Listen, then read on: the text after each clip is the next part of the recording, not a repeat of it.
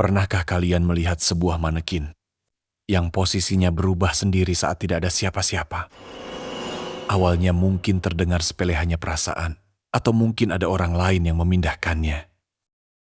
Tapi bagaimana jika setiap orang yang mencoba memakaikan baju pada manekin itu justru mulai mengalami kejadian aneh? Mendengar suara mesin jahit menyala tengah malam. Melihat bayangan seseorang sedang mengukur pakaian. Dan yang paling mengerikan, satu persatu mulai kehilangan kesadaran. Seolah ada seseorang yang sedang mencoba menjadikan mereka model berikutnya. Malam ini, Arsip Horor Malam akan membawakan kisah tentang sebuah rumah mode tua di daerah Cikole, Bandung. Tempat yang menyimpan sebuah manekin tua, yang konon tidak pernah benar-benar kosong. Selamat datang kembali di Arsip Horor Malam. Tempat di mana cerita-cerita yang terlupakan kembali dibuka untuk kalian semua. Malam ini, siapkan diri kalian untuk memasuki dunia busana yang penuh misteri. Dunia di mana kain dan jarum bisa menjadi sesuatu yang lebih dari sekadar alat kerja. Matikan lampu jika berani, dan mari kita mulai kisah malam ini.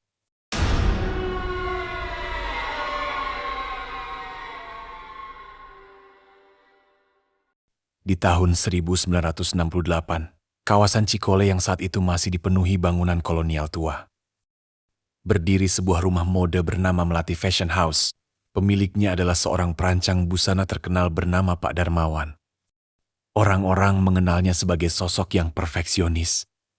Terlalu perfeksionis. Konon, ia tidak pernah puas dengan hasil jahitannya. Sedikit saja ukuran meleset. Ia akan membongkar seluruh pakaian dan mengulang dari awal. Rumah mode itu berkembang pesat. Banyak model katalog datang silih berganti untuk memamerkan karya-karyanya. Mereka datang dari berbagai daerah, mengharapkan bisa menjadi wajah baru di dunia busana Indonesia. Namun seiring waktu, mulai muncul rumor aneh. Beberapa pegawai mengaku sering melihat Pak Darmawan berbicara sendirian di ruang belakang. Seolah sedang mengukur tubuh seseorang. Padahal ruangan itu kosong. Ada juga yang melihatnya membawa kotak kayu besar masuk ke ruang bawah tanah yang selalu terkunci rapat.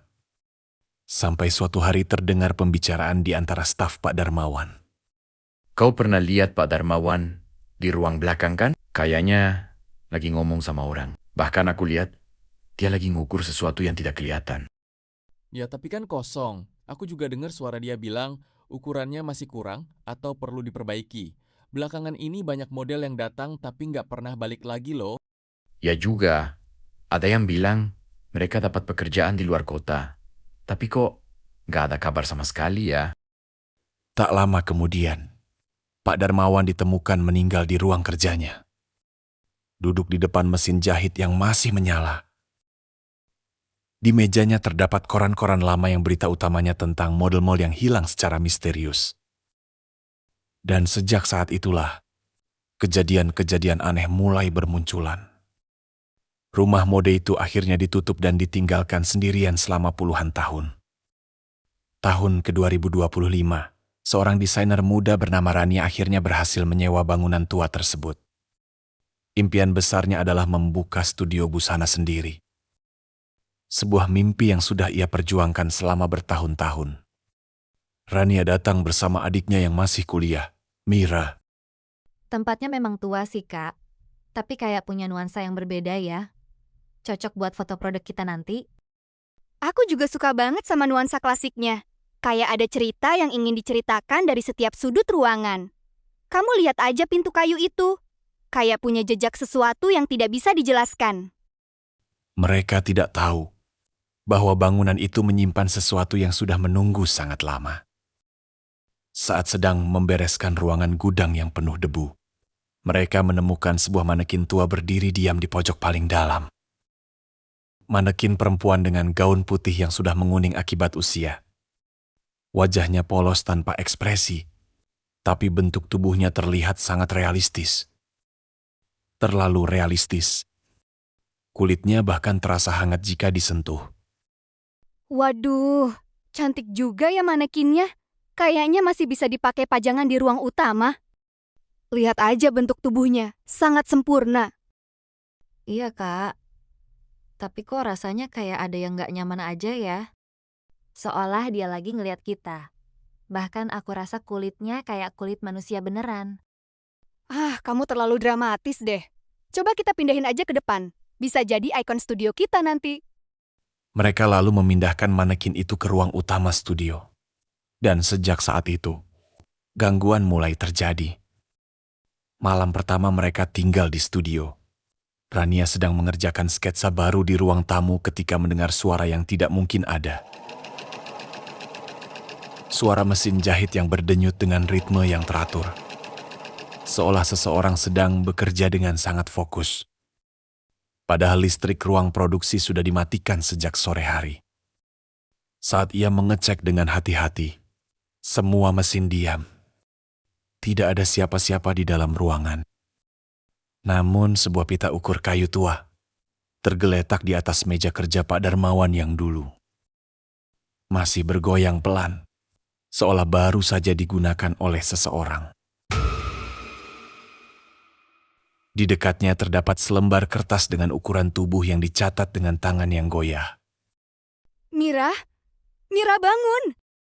Kamu dengar suara mesin jahit nggak? Suaranya jelas banget dari ruang produksi. Tidak, Kak. Kamu kan udah matiin listriknya kan? Mungkin kamu terlalu capek aja. Atau mungkin ada hewan yang masuk ke dalam rumah. Tidak mungkin. Aku baru saja kunci semua pintu. Suaranya jelas mesin jahit Pak Darmawan yang tua itu. Keesokan harinya, Rania harus pergi ke Jakarta untuk menghadiri pameran mode nasional. Studio sementara dijaga oleh Maira yang sedang libur kuliah. Malam itu, Mira menerima pesan suara dari nomor kakaknya. Suara Rania dipesan. Mira, tolong cek manekinnya. Aku merasa ada yang salah. Dia mulai bergerak. Di belakang suara Rania, jelas terdengar bunyi mesin jahit yang sama. Padahal Rania sedang berada di hotel Jakarta ratusan kilometer dari Bandung. Saat Maira bergegas ke studio dengan hati yang deg-degan, ia menemukan kakaknya pingsan di ruang belakang yang dulu jadi tempat kerja Pak Darmawan. Di mejanya terdapat koran lama tahun 1972 yang berita utamanya tentang seorang model bernama Siska yang hilang tanpa jejak. Kak, Kak bangun, Kak. Ada apa denganmu? Kamu lihat apa? Tubuh Rania tidak terluka sedikit pun. Namun wajahnya terlihat sangat ketakutan. Mata terbuka lebar seolah melihat sesuatu yang tidak seharusnya dilihat manusia. Di lengannya terdapat luka memutar yang menyerupai bekas jahitan. Rania tidak bisa berkata apa-apa setelah itu. Hanya bisa menatap arah manekin dengan mata kosong sebelum akhirnya meninggal beberapa hari kemudian di rumah sakit. Dokter tidak bisa menjelaskan penyebab kematiannya. Namun mereka menemukan bahwa beberapa bagian kulit Rania telah hilang tanpa bekas luka. 1 tahun kemudian, setelah kematian misterius kakaknya, Mira memutuskan pergi ke luar negeri untuk melanjutkan studi. Ia mencoba melupakan semua kejadian buruk di studio itu. Namun rasa bersalah terus menghantuinya. Ia merasa ada sesuatu yang belum selesai. Hingga akhirnya, ia kembali ke Bandung dan memutuskan menyewa bangunan yang sama. Ia ingin mencari tahu apa yang sebenarnya terjadi pada kakaknya. Dina, salah satu teman Maira bertanya. Kamu serius, Mira? Tempat itu yang bikin kakakmu meninggal loh. Kita bisa cari studio lain yang lebih baik dan aman, kan?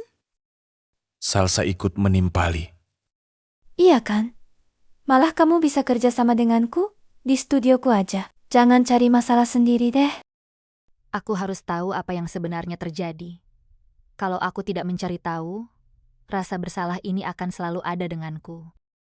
Dan mungkin saja ada orang lain yang akan menjadi korban berikutnya. Teman-temannya Dina dan Salsa akhirnya membantu Mira membereskan studio yang sudah kosong selama setahun. Dan di sana, manekin tua itu masih berdiri di ruang utama. Persis seperti setahun lalu, tidak berubah sedikit pun. Gaun putihnya bahkan terlihat lebih bersih dari biasanya. Bahkan ada tambahan renda kecil di bagian pergelangan tangannya. Renda yang tidak pernah mereka pasang. Malam harinya, mereka iseng memakaikan gaun baru yang dirancang Maira pada manekin tersebut. Gaun berwarna merah tua dengan renda halus, dan sejak saat itu, teror kembali dimulai. Salsa bertanya kepada Dina.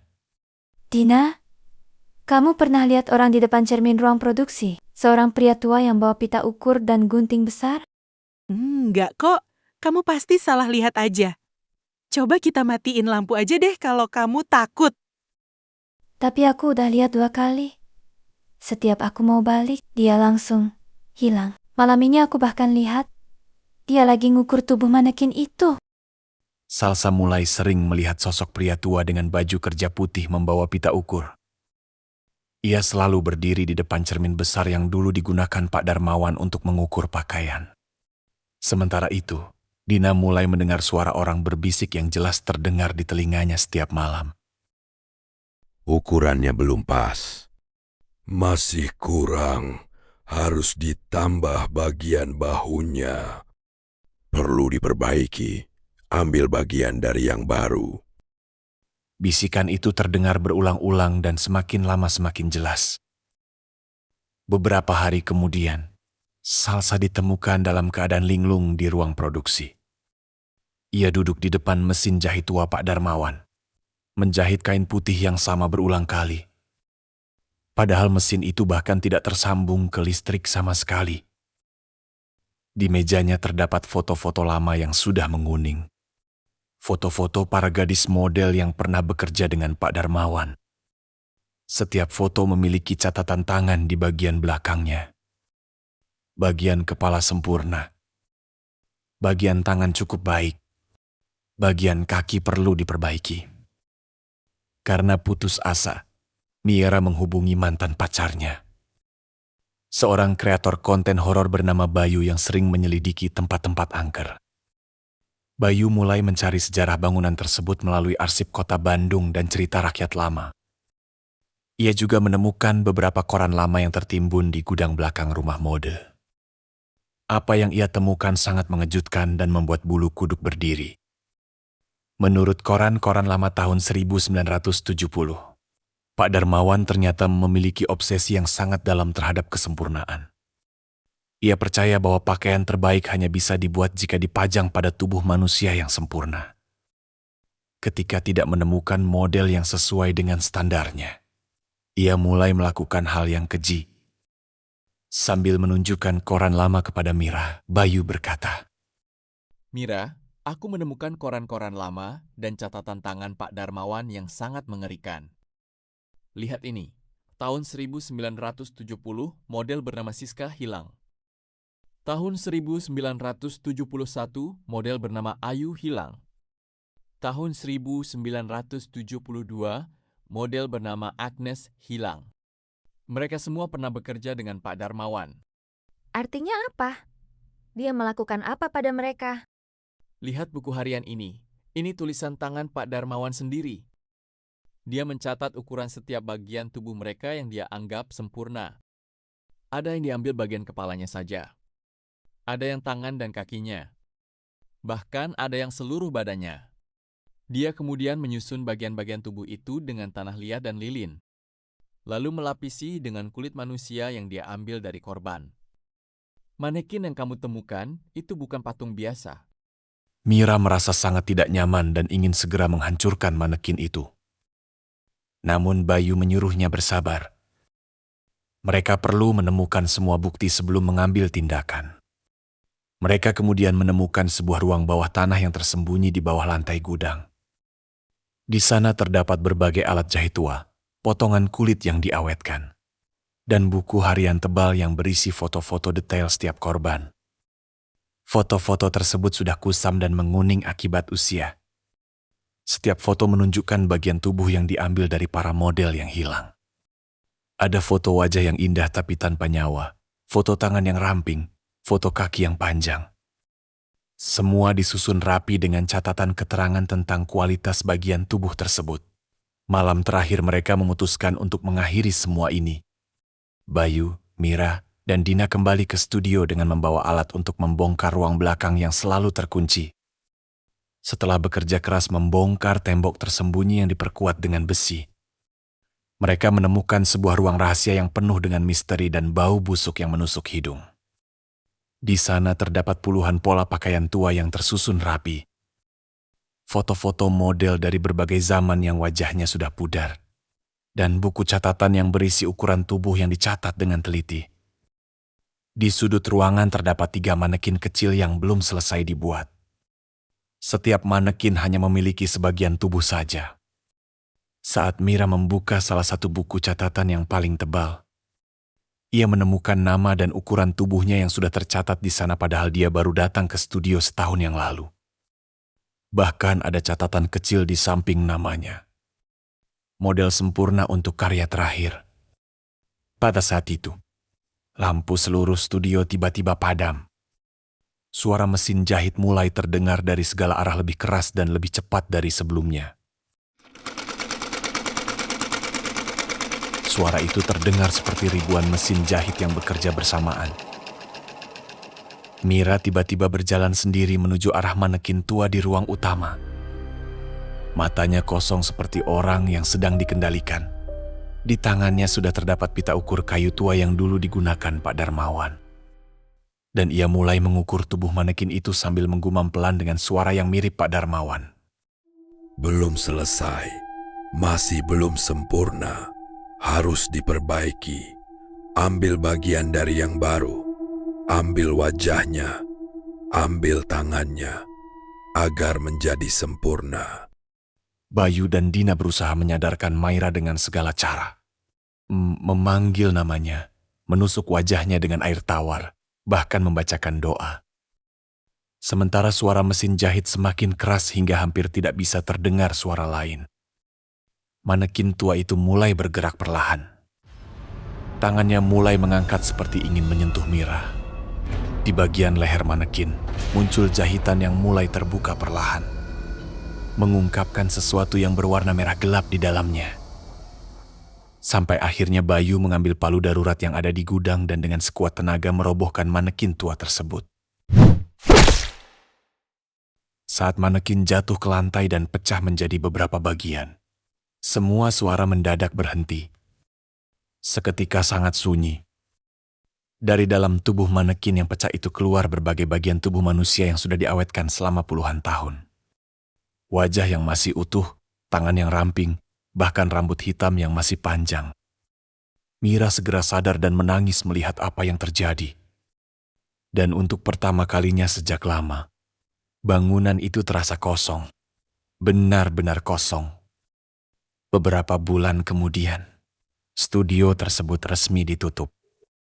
Bangunannya dijual kepada seorang pengusaha yang berencana merenovasinya menjadi rumah tinggal. Dan manekin tua itu beserta semua bagian tubuh yang ada di dalamnya dikirim ke pihak berwenang untuk dimakamkan dengan layak. Koran-koran lama dan catatan Pak Darmawan disimpan sebagai bukti sejarah yang menyakitkan. Namun hingga hari ini, warga sekitar masih mengaku kadang mendengar suara mesin jahit dari dalam bangunan kosong itu. Terutama menjelang tengah malam, seolah seseorang masih mencoba menyelesaikan karya terakhirnya yang belum tuntas. Ada juga yang mengaku melihat sosok pria tua dengan baju kerja putih berkeliaran di sekitar rumah pada malam hari mencari sesuatu yang hilang. Dan jika suatu hari kalian menemukan sebuah manekin tua berdiri sendirian di sebuah ruangan kosong, jangan pernah mencoba memindahkannya. Jangan pernah mencoba memakaikan baju padanya. Karena mungkin saja ada sesuatu yang sedang berdiri di dalamnya, menunggu saatnya untuk menemukan model sempurna berikutnya. Karena tidak semua karya seni dibuat untuk dikenang. Beberapa dibuat untuk mencari pengganti. Kalau kalian pernah mendengar cerita tentang manekin yang bergerak sendiri atau tempat usaha yang punya misteri tersembunyi, ceritakan di kolom komentar ya. Mungkin cerita kalian akan menjadi bagian dari arsip berikutnya di arsip horor malam. Jangan lupa like and subscribe agar tidak ketinggalan kisah-kisah seram lainnya. Selamat malam dan selamat beristirahat. Semoga tidak ada suara mesin jahit yang mengganggu tidur kalian malam ini.